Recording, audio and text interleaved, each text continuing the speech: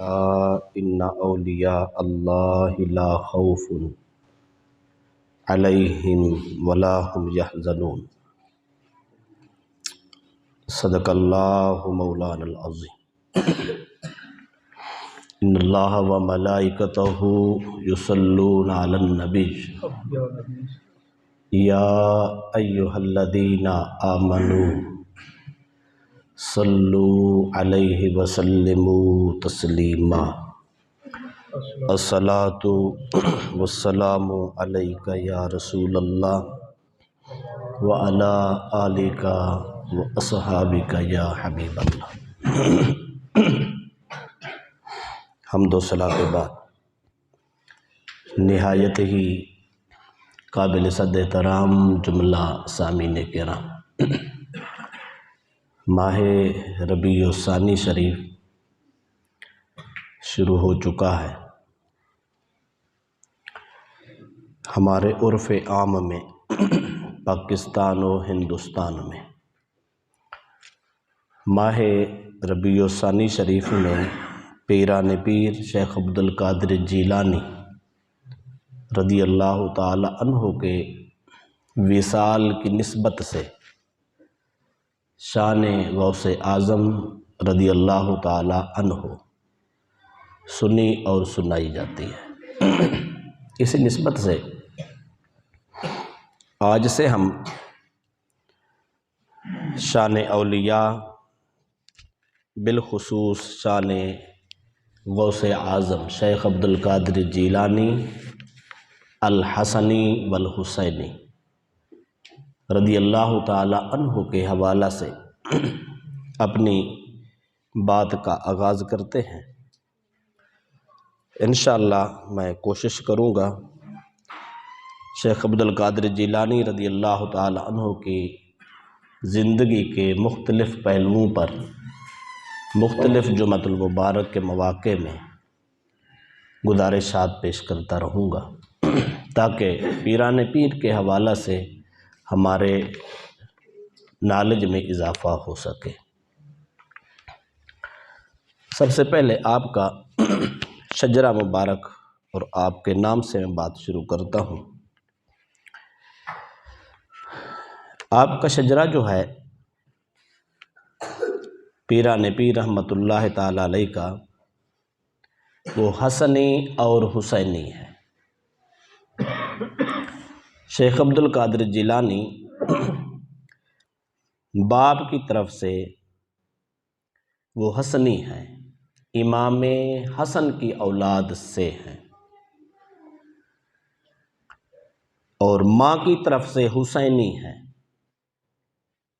ماں ان کی امام حسین کی نسل اور اولاد میں سے ہے، اس لیے آپ کو حسنی اور حسینی بولا جاتا ہے۔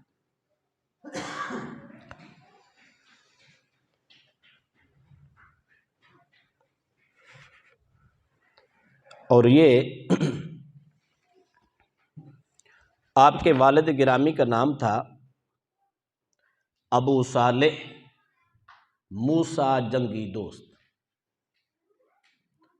اپنے زمانے کے امام الاتقیاء تھے، صوفیاء کے امام تھے، اور آپ کی والدہ محترمہ حضرت ام الخیر فاطمہ بنت عبداللہ صومعی، یہ آپ کی ماں، آپ کی والدہ صاحبہ کا نام ہے۔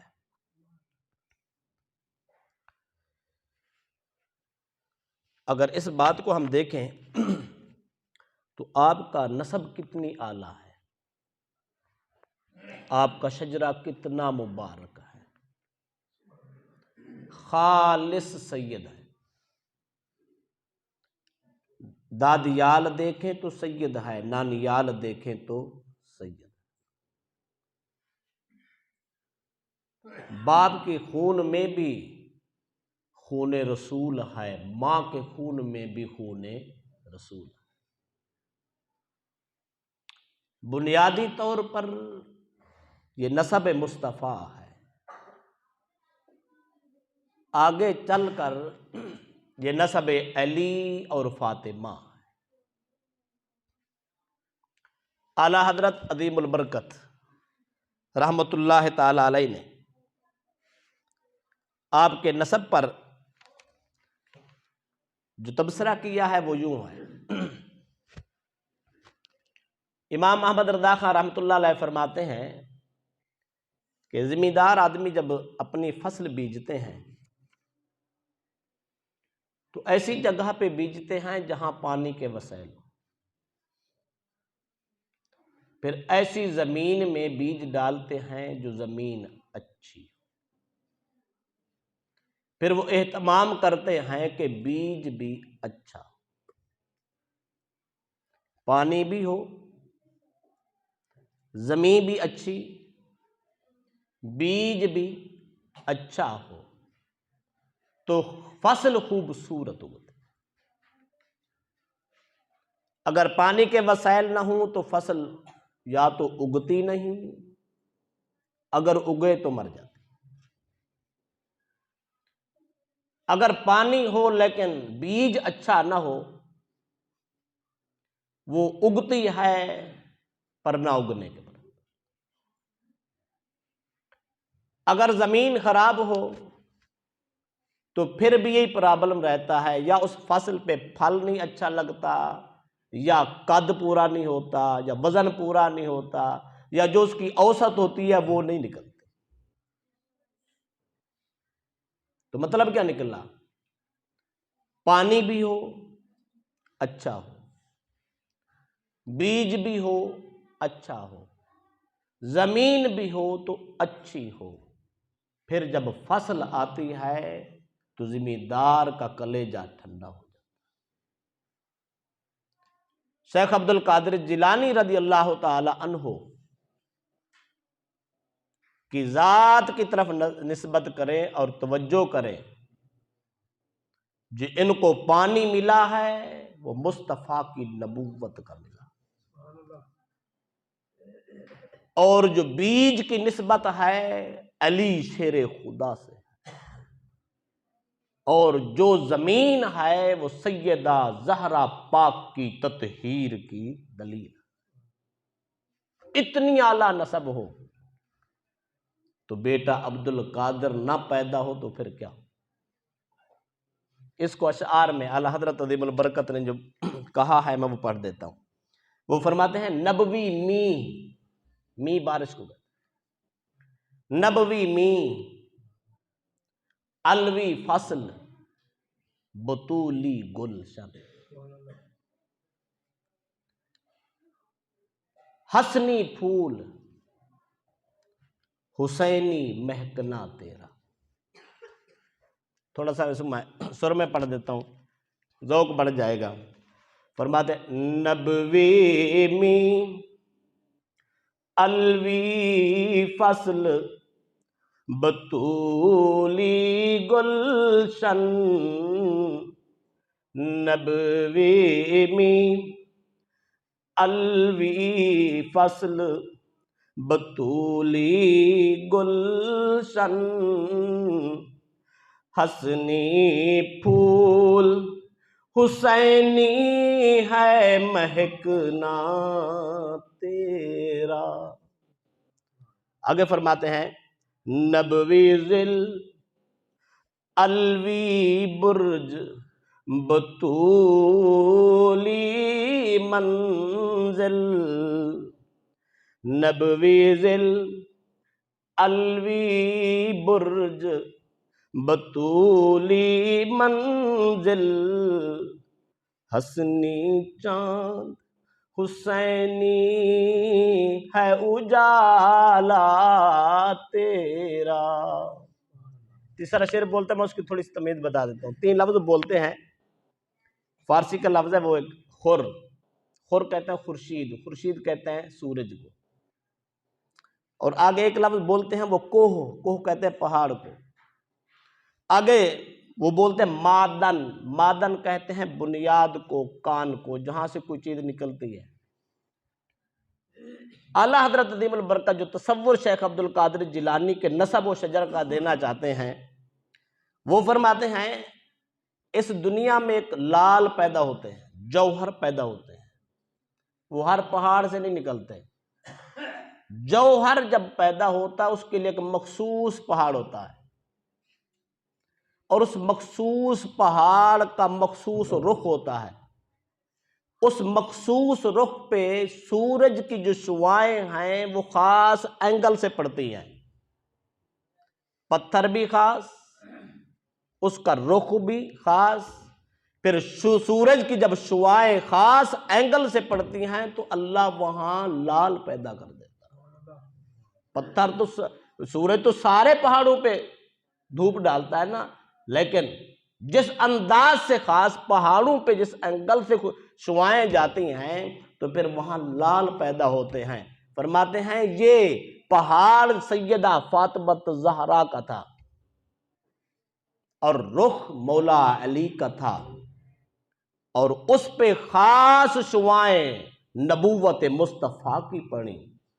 تو جب یہ ہوا تو پھر اس میں جو لال پیدا ہوا اس کا نام شیخ عبد القادر جیلانی۔ الفاظ میں ان کو پڑھ دیتا ہوں۔ وہ فرماتے ہیں نبوی خور الوی کو بطولی مادن، نبوی خور الوی کو بطولی مادن، حسنی لال حسینی ہے تجلی تیرا، حسنی لال حسینی ہے تجلی تیرا۔ امام حسن اور حسین کی ساری ہسٹری پڑھیں اور شیخ عبد القادر جیلانی کی زندگی پڑھیں تو زندگی کے ہر موڑ پہ کہیں امام حسن کا رنگ نظر آتا ہے، کہیں امام حسین کا رنگ نظر آتا ہے۔ کیوں؟ اس لیے کہ یہ شجر عام شجر نہ تھا، یہ شجر نبوت پھیلا۔ کہیں ٹہنی علی کے نام کی ہے، کہیں ٹہنی سیدہ بطول کے نام کی ہے۔ اس میں جب پھل نکلے ہیں کبھی حسن خوشبو دیتا ہے، کبھی حسین مہک دیتا ہے۔ تو اس شجر سے پیدا ہونے والا پیران پیر شیخ عبد القادر جیلانی الحسنی والحسینی رضی اللہ تعالی عنہ جب اس دنیا میں جلوہ گر ہوئے تو ان کی جلوہ گری بھی ایک عجیب تھی۔ دیکھیں نبی اکرم صلی اللہ علیہ وسلم شیخ عبد القادر جیلانی رضی اللہ تعالی عنہ کے آپ کی ولادت سے پہلے، ابھی آپ پیدا نہیں ہوئے تھے، آپ کے والد گرامی حضرت ابو صالح جنگی دوست رحمت اللہ علیہ کے خواب میں تشریف لائے۔ میرے نبی نے اپنے عبد القادر جیلانی کے باپ سے کہا، فرمایا یا ابا صالح عطاک اللہ تعالی ولدن، اللہ پاک آپ کو ایک بیٹا عطا کرنے والا ہے۔ ابھی بیٹا پیدا نہیں ہوا، پیدا ہونے سے پہلے مصطفیٰ خواب میں آتے ہیں، اور یہ بھی یاد رکھ لیں جس کے خواب میں مصطفیٰ آتے ہیں وہ مصطفیٰ ہی ہوتے ہیں۔ من رآنی فی المنام فقد رآنی بالحق، جس نے مصطفیٰ کو خواب میں دیکھا اس نے حق مصطفیٰ کو دیکھا۔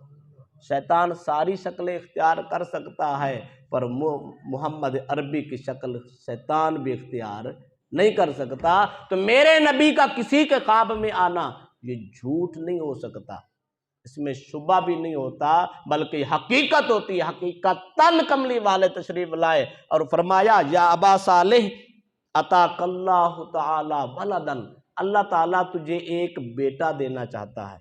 بیٹا کیسا ہے؟ فرمایا ہوا ابنک و ابنی، ابو صالح وہ تیرا بھی بیٹا ہے، خود محمد کا بھی بیٹا۔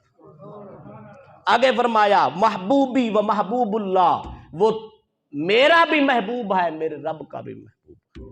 ابھی پیدا نہیں ہوا، پیران پیر پیدا نہیں ہوئے، بشارت مصطفیٰ سنانے آ گئے۔ تو آگے فرمایا وَسَيَكُونُ لَهُ شَانٌ فِي الْأَوْلِيَاءِ وَالْأَقْطَابِ كَشَأْنِي فِي الْأَنْبِيَاءِ وَالرُّسُلِ، سرکار نے فرمایا جس طرح مجھے محمد کی شان انبیاء اور رسولوں میں سب سے بلند ہے، ساری کائنات کے اولیاء و اقطاب میں تیرے بیٹے عبد القادر کی شان بھی بلند و بالا۔ تو اور یہی مقصد تھا۔ شیخ عبد القادر جیلانی جب دنیا میں تشریف لائے تو فرمایا کرتے تھے ہادہی قدمی علی کل رقبت ولی اللہ، یہ میرا قدم کائنات کے ہر ولی کی گردن پر، کیوں سارے انبیاء پر مصطفیٰ کا سایہ ہے، سارے اولیاء پہ عبد القادر جیلانی کا سایہ۔ تیسری بات، شیخ عبد القادر جیلانی رضی اللہ عنہ کے والد گرامی جو تھے حضرت ابو سہل موسیٰ جنگی دوست رحمت اللہ علیہ، ان کو جنگی دوست کیوں بولتے تھے؟ آج ہم بھی تقریریں کرتے ہیں اور تبلیغیں کرتے ہیں، یہ لوگ بھی تقریریں اور تبلیغیں کرتے ہیں۔ ہم کرتے ہیں تبلیغ و تقریر تو کسی مفاد میں یا کسی غرض سے یا کسی جہت سے، قوم کا رخ دیکھ لینا ہے، جیسے لوگ ہیں ویسی بول۔ اگر چودھری بیٹھے ہوں تو پھر اور انداز ہوتا ہے، اگر کوئی عام لوگ بیٹھے ہوں تو اور انداز ہوتا ہے، کوئی وزیر فقیر آ جاتے اور انداز ہوتا ہے، لیکن ان لوگوں کا انداز میں بتاتا ہوں، ان لوگوں کا انداز کیا ہوتا ہے۔ عبد القادر جیلانی کے باپ امام الاتقیاء تھے، اپنے زمانے کے متقیوں کے امام تھے، اور ان کا تبلیغ کا انداز یہ تھا، وہ فرمایا کرتے تھے اللہ پاک نے نیکی کرنے کا حکم کے بارے نہیں فرمایا، اس نے فرمایا امر بالمعروف بھی کرو، نہی عن المنکر بھی کرو، نیکی کا حکم بھی دو، برائی سے منع بھی کرو۔ یہ حکم شریعت ہے، یہ حکم خدا ہے۔ نیکی کی بات بھی کرو، نیکی کی دعوت دو، پر گناہوں میں لت پت لوگوں کو گناہوں سے بچاؤ اور منع بھی کرو۔ ہمارے معاشرے میں کیا ہے؟ ہمارے معاشرے میں صرف نیکی کی دعوت رہ گئی ہے، برائی سے کوئی بندہ منع پہلے تو کرتا کوئی نہیں ہے، اگر کوئی کرے تو مصیبت ہی خریدنی ہوتی ہے، مصیبت ہی گلے میں لینی ہے۔ اگر کوئی روک بھی لے تو قوم ہماری جواب دیتی ہے کہ تو میرا ذمہ دار ہے، یہ میرا کام ہے، تیرا نہیں ہے۔ شریعت کا یہ مزاج نہیں ہے، شریعت یہ نہیں کہتی یہ میرا کام ہے، شریعت کہتی ہے کوئی بھی ظالم ظلم کرے تو اس کو روک کے بتا دو کہ یہ ظالم تو ظلم نہ کر، تجھے جرت کیسے پڑی ہے جرم کرنے۔ یہ مزاج شریعت ہی ہے، ہمارے ہاں یہ مزاج نہیں ہے۔ ہر آدمی بڑا ہے، ہر آدمی چودھری ہے، کسی کو کوئی بات کرنے کے لیے۔ دوسری حدیث پڑھ دیتا ہوں، نبی اکرم صلی اللہ علیہ وسلم نے فرمایا کہ انسان کے 3 درجے ہیں۔ جس معاشرے میں برائی ہو، انسان کو سب سے پہلے بازو کے زور سے روکنا چاہیے، یہ کمال ایمان ہے۔ اگر بازو کے زور سے نہیں روک سکتے تو زبان سے ضرور روکو، اگر زبان سے نہیں روک سکتے تو پھر کم ترین، بالکل کم تر جو درجہ ہے وہ دل میں برا سوچو، بس برا منا لو، ٹھیک ہو گیا۔ تو ہمارے معاشرے میں کیا ہے؟ بازو کے زور سے برائی کو روکنا تو میرے خیال ہے نام و نشان نہیں رہا۔ اگر کوئی روکے تو لوگ کہتے ہیں جو کچھ حسین کے ساتھ کربلا میں ہوا تھا ہمارے ساتھ بھی تو وہی ہونا ہے۔ ظالم تو دبوچ کے رکھتا ہے نا، ظالم تو جان لے لیتا ہے، باطل کے سامنے حق کہہ نہیں سکتے، جابر کے سامنے تم سچی بات کہہ نہیں سکتے، قاتل کو تم حق کہہ نہیں سکتے کیونکہ جان کا خطرہ ہے۔ تو کیا کرنا کیا ہے؟ بازو کا زور تو ہمارا ختم ہو گیا، رہ گیا زبان، زبانوں پہ تالے۔ ایک خطیب اور ایک مولوی کو کتنا معاشرے میں کتنا اختیار ہے، کون سی بات کر سکتا ہے، کتنی جرأت ہے اس کے پاس، کتنے وسائل ہیں اس کے پاس، کس کس کا سامنا کرے ایک مولوی؟ کر سکتا ہے؟ اگر کر سکتا ہے تو آپ بتا دیں، میرے سے پوچھو تو میں کہتا ہوں نہیں کر سکتا۔ کیوں؟ اس لیے کوئی آدمی یہ نہیں دیکھتا کہ یہ رائٹ پہ ہے، ہر کوئی یہ کہتا ہے میرے سامنے مجھے کہتا ہے۔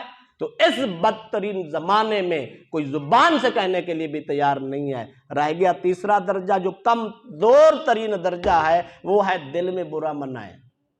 میرے بیٹے کی شادی ہو اور میں شراب عام چلا رہا ہوں تو کیا خیال ہے؟ میں برا منا رہا ہوں۔ اگر میں برا سمجھتا تو بیٹے کی شادی پہ شراب نہ چلاتا، اگر میں برا سمجھتا تو اپنے بیٹے کی شادی پہ ناچ گانا نہ کراتا۔ اگر میں برا سمجھتا، اس کو گناہ ہی سمجھتا، تو کم از کم میں یہ ماحول کریٹ نہ کرتا۔ کیوں کیا ہے؟ اس لیے کہ اس کا مطلب ہے میرے دل میں وہ برا ہی نہیں ہے۔ یہ سب سے کم تر درجہ ہے۔ میں پوچھنا چاہتا ہوں، جب یہ درجہ ختم ہو جائے تو ایمان رخصت ہو جائے۔ ہم سب نے سوچنا ہے کہ جو کچھ ہم کر رہے ہیں، کیا ہمارے پلے ایمان بھی باقی ہے یا نہیں ہے؟ یہ فیصلہ ہر بندے نے اپنے ایمان کا خود کرنا ہے، اپنی فکر خود کرنی ہے کہ میں ایماندار بھی رہا ہوں یا رخصت ہو گیا ہے۔ ہمارے سامنے گلی میں کوئی گناہ کر رہا ہو، ہمیں جرت نہیں ہے روکنے کی۔ ہمیں جرت نہیں ہے تو کون روکے گا؟ یہ یاد رکھ لیں، دو صورتیں ہوتی ہیں۔ اگر کسی کو برائی سے روکے، وہ رک جائے تو بڑی بات ہوتی ہے۔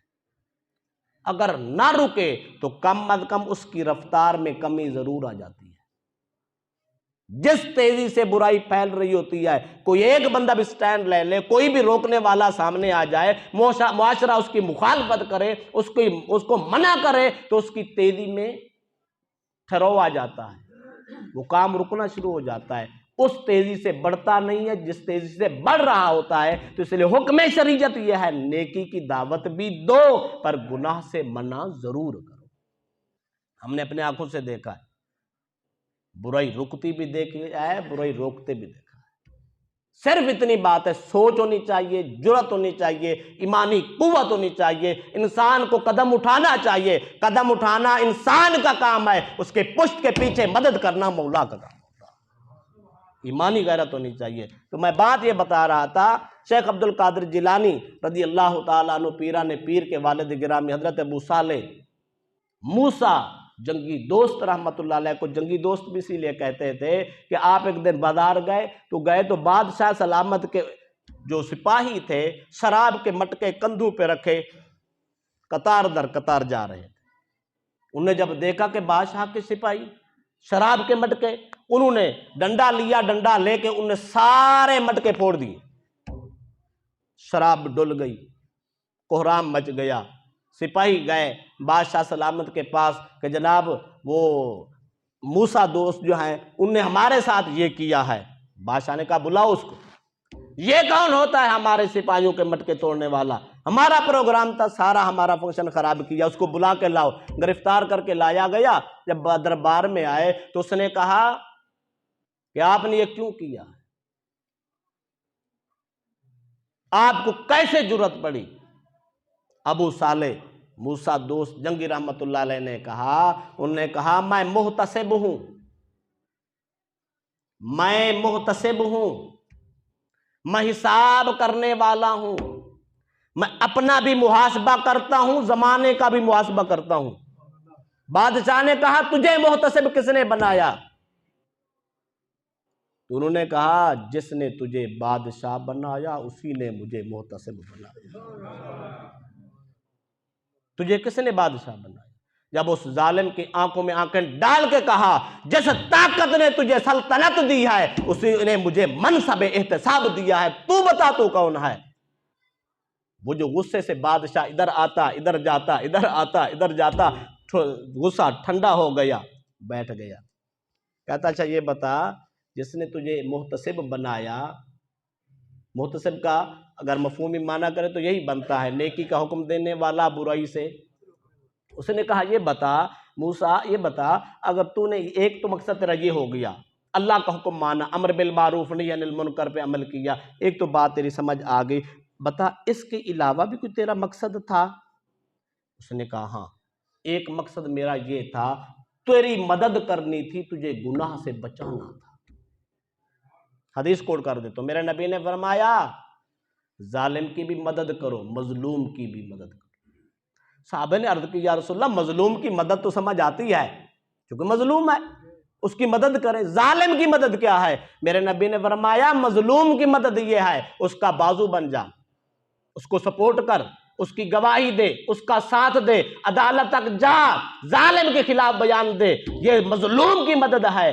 ظالم کی مدد یہ ہے اس کو گناہ سے روک، ظلم سے روک، زیادتی سے روک، چوری سے روک، جاری سے روک، اس کو جبر کرنے سے روک، فرمائیے اس کی مدد۔ تو موسیٰ دوست جنگی رحمتullah علیہ نے جواب دیا، انہیں فرمایا میں نے تیرے ساتھ نیکی کی ہے، میرا مقصد یہ تھا ایک امر خدا پورا ہو جائے، دوسری بات تیرے ساتھ وفا ہو جائے۔ اس نے کہا وہ کیسے؟ انہوں نے کہا یہ مٹکے شراب کے تیرے دربار میں پہنچتے تو فحاشی کرتا، فحاشی کے نتیجے میں تیرا نتیجہ جہنم تھی، میں چاہتا تھا تو جہنم سے بچ جائے تو جنت کا مستحق ہو۔